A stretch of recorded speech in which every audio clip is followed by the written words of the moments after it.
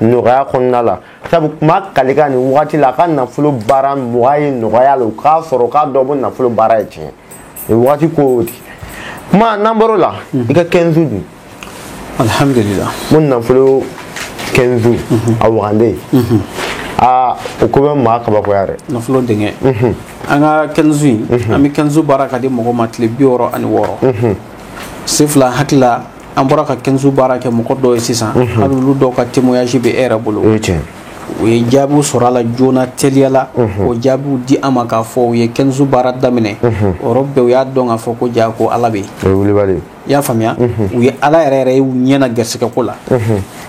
an ka 15 baara an b'ale labɛn a sɛbɛnden don k'a di mɔgɔw ma ani ka fara mafɛn tɔ ka nasiw b'a la ani a taasira tɔ bɛ expliquer ɲɛna k'a d'i ma o de la n bɔra k'a f'i ɲɛna ale ye baara ye mun fanga ka bon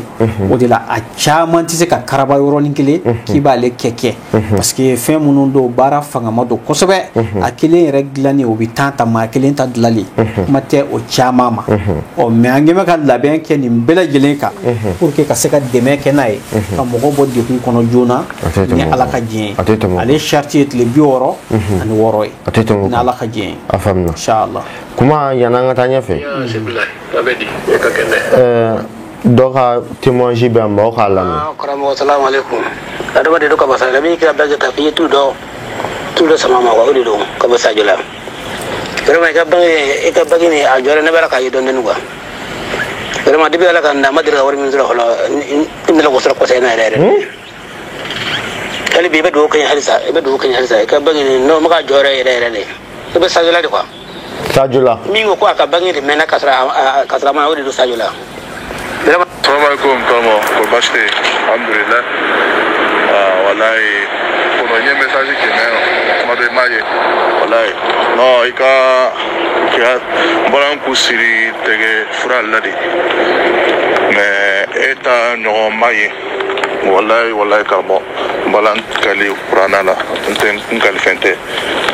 ka fura gani wallahi ka fura gani safuna indamna siya kilene don jumasu oso malda modo yankili barala ko ay na dossier ka ay intéressé ne ko ni ambe se ka nyonye ka entretien ke bi wurala la fana ngoroke la muso o fana ye wele singa fla nyala beliye a insistera akoko kaidi ka tanya sima ko taraste ko imam lo te ko te barala te bon ko be barala men ko c'est pas comme ça akoko parce que quoi na barayoro qui de et module nina me se ka barake gang itlaran ko ha Allahu akbar ne témoignage dama man ka mira mala maga do mino quoi ne ko inde dugela voilà wallahi billahi inde dugela de khadon alhamdulillah depuis ne ka furanu damina alhamdulillah depuis ka furanu masemnela depuis ka furanu masenela depuis ya nafolo bara mun damina nela depuis masse nga kibaru nunu sanjira don alhamdulillah depuis ka mina nunu ne damina ka baki don de ka furanu ka safune c'est que safune dongo do be kona ya fo chuga mu ya fo ko juma su tenesu be kona ire alhamdulillah intaska fu folo totalement a problème yi mun ameda morga sabadi femme da bagika o kotola ma o be kabako de quoi bo be kabako bay depo kotola folo tibo kotola sefla fɛn minnu kɛmɛ an ka minɛ ninnu na ko fɛn nɔgɔmanw tɛ an kɛmɛ ka baara sɛbɛkoma yɛrɛ de kɛ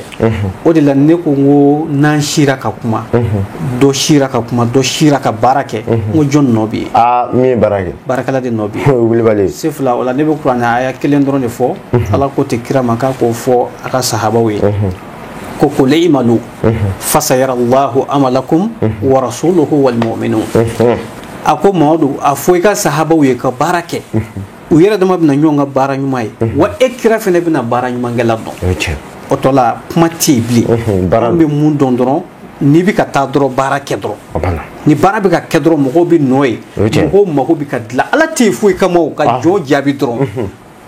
ala ko ten de o ne ye astajibu lakum a ye istidraku kɛ a ma istisnaw kɛ a ye n wele a ka hami bɛɛ la n b'a jaabi a bɛɛ la mais ala y'o fɔ i bɛ jumɛn to yen fosi tɛ yen diɲɛ foyi tɛ yen i bɛ ala wele mun na ko ala t'a jaabi e yɛrɛ kɛcogo ani e yɛrɛ taacogo o de bɛ se k'e ka dugawu jaabi segin kɔfɛ sinon en tant que connexion dafalen bɛ e ni ala cɛ e yɛrɛ ye maa tilennen ye e yɛrɛ bɛ ismula azamul khasiw dɔn sen fila banna connexion dayɛlɛlen don e mana jɔn o jɔn ka ko jira ala la ala bɛ sɔn o bɛ kɛ ni ala ka jɛ inshallah belebele an b'i fo kosɛbɛ n b'a dɔn maa bɛ ka témoignage di n y'a di de maa saba n y'o témoignage dama de ta min bɛ n kun a ka ca toro a bɛɛ tɛ se ka taa mɛ k'a da la an bɛ ka min fɔ nkalon tɛ fɛn bɛ ka di a y'a ɲa ne yɛrɛ de a y'a ɲa maa mun ye n y'olu dama de ka fɛn bɔ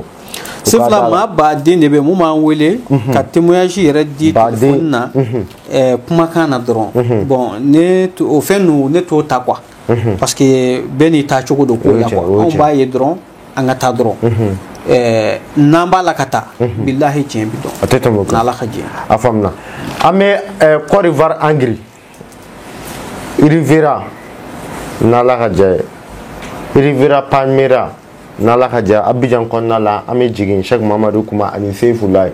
n bɛna déplacer a nɔfɛ Cheikh numéro la 15 jours an ma tila la 15 jours ko nafolo 15 jours ye i b'a fɔ nafolo marayɔrɔ yɛrɛ o tɛ nafolo mugu nafolo yɛrɛ n'a ka di a fɔ an damadenkɛ dɔrɔn a damadenkɛ nafolo damadenkɛ i b'o fɛrɛ baara maa ye wa